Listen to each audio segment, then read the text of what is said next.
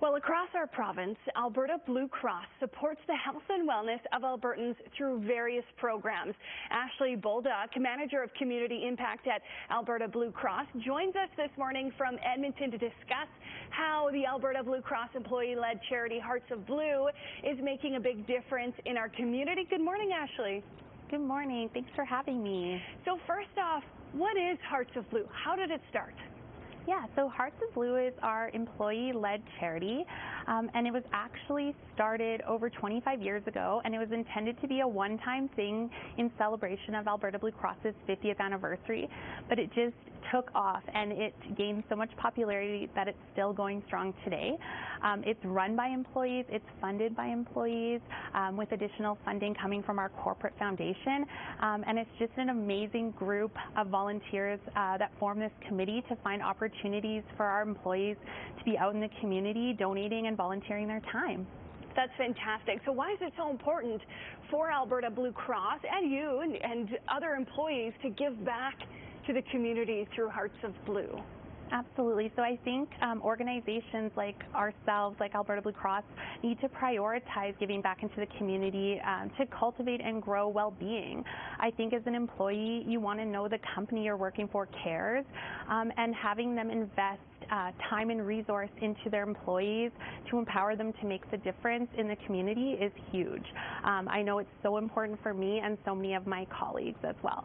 So what are some of the causes and organizations that you support, and how do you support them?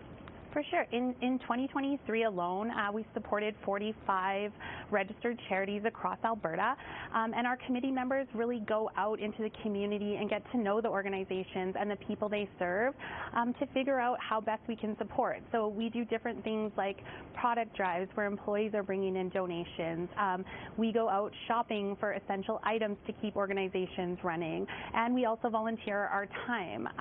One of my favorite initiatives through Hearts of Blue is Days of Giving, where employees are given 4 hours of paid work time to go out and volunteer.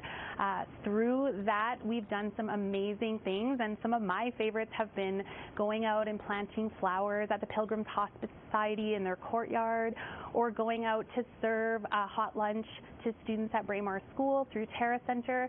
I think just being able to engage with those community members is so huge and so rewarding. So already making such an impact. So what suggestions or advice would you have for individuals that would be interested in maybe getting more involved with their communities?